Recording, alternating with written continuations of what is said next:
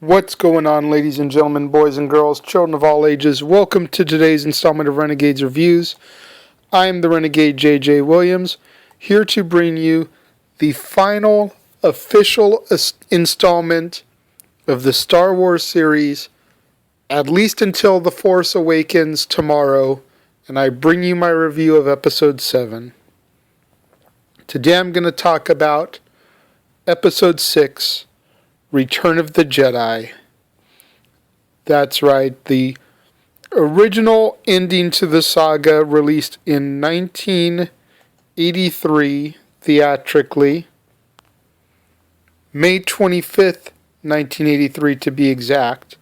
After rescuing Han Solo from the palace of Jabba the Hutt, the rebels attempt to destroy the second Death Star, while Luke struggles to make Vader return from the dark side of the Force.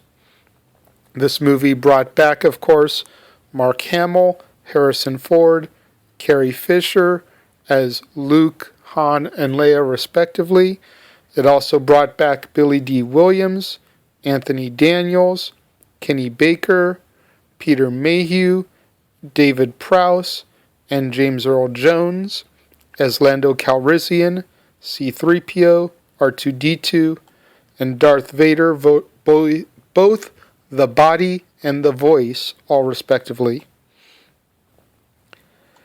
Ian McDiarmid made his official debut as Emperor Palpatine, although he portrayed Senator Palpatine, Darth Sidious, in the prequel trilogy, keeping in mind that timeline-wise, this was released first.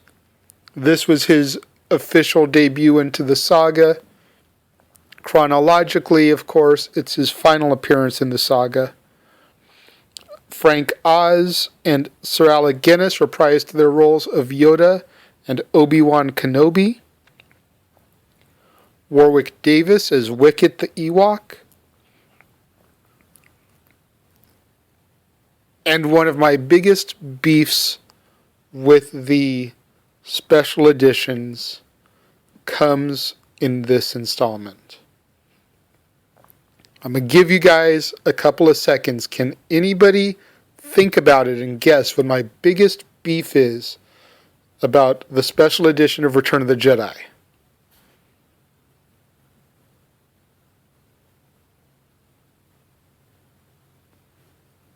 If you said the replacing of Sebastian Shaw as Anakin Skywalker by Hayden Christensen in the very end, where we see the spirits at the bonfire, then you would be correct. David Prowse got so screwed over in the Star Wars saga, it wasn't even funny. They told him he was going to portray Darth Vader, and then they dubbed his voice with James Earl Jones. Then he was led to believe that when Anakin finally had his saving, he would be the one to portray him, and they replaced him with Sebastian Shaw. And then they replaced Sebastian Shaw with Hayden Christensen. Nothing against Hayden Christensen. And I can understand even why they did it. You know, the justification, they said it a couple times during the original trilogy. When Anakin Skywalker made the conscious choice to become Darth Vader, Anakin Skywalker died. Therefore, the man that was thrown on the funeral pyre and burned was Darth Vader. So when he returned to the Force, he was resurrected as Anakin Skywalker when Anakin died, which was Hayden Christensen. I get that. But for my entire life, up until this version of the special release came out, the 2004 DVD, every time I would watch this movie for 20 years, it was Sebastian Shaw as Anakin Skywalker. And then they decided to replace him with Hayden Christensen during the filming and production of Revenge of the Sith. No, no, no. Aside from that, the Ewoks, very annoying in this one. Can somebody explain to me how Wicket knew how to talk during Caravan of Courage and an Ewok adventure and the Battle for Endor, yet all the Ewoks did was gibberish in Return of the Jedi? Again, granted, the two Ewok spin-off movies were made after Return of the Jedi. But shouldn't there have been just a little bit of continuity there?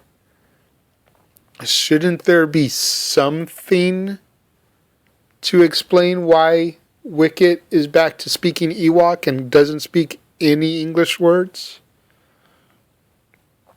Just a little something made me think of, after having watched those two spin-off movies, where they fell within the chronological timeline of the Star Wars universe. Something to ponder. We also got Princess Leia looking smoking hot in the slave girl bikini in this one. Every teenage boy's wet dream at some point in their life. Deny it all you want, but it's the truth. Jabba the Hutt goes from being this maneuverable creature in Episode 1, The Phantom Menace, and in Episode 4, A New Hope, to just being a slug on a slab, doesn't move, doesn't get around. Again, I understand that he was CGI'd in the prequel and CGI'd in the special edition, and in the original Jedi, he's a puppet. But some continuity, people. Please, I'm begging you. I'm begging you. Lando Calrissian was back. General Calrissian leading the attack on the second Death Star. Admiral Akbar with the classic, "That's a trap!" Look that video up on YouTube if you've never seen it. It used to be a favorite of mine. The Lady Killer, Ray Larkins, Jeff Meacham's, and AA, Aaron Austin's. There's a video called "It's a Trap," and it's Admiral Akbar watching scenes from famous Hollywood movies, and every time a setup occurs, it cuts to him, "It's a trap!" Great, great comedy video, probably about 5 minutes long. Check that one out too. All in all, if I have to rank the Star Wars movies, and we're just going to talk about the two trilogies, I'm not going to throw the Ewok movies or the holiday special in here right now.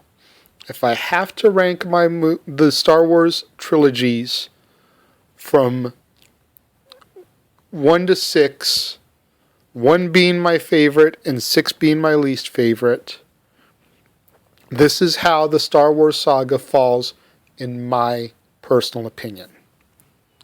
Number 1 best movie, Empire Strikes Back, Episode 5. Number 2, Episode 3, The Revenge of the Sith. Third place goes to Episode 4, A New Hope. Fourth place goes to Episode 1, The Phantom Menace. Fifth place goes to Episode 6, Return of the Jedi. And last place goes to Episode 2, The Attack of the Clones. What do you guys think of Star Wars Episode 6, Return of the Jedi? Let me know. Leave your thoughts in the comment box below. As always, tweet them to me at ROWJJ Let me know where you rank each of the 6 Star Wars films.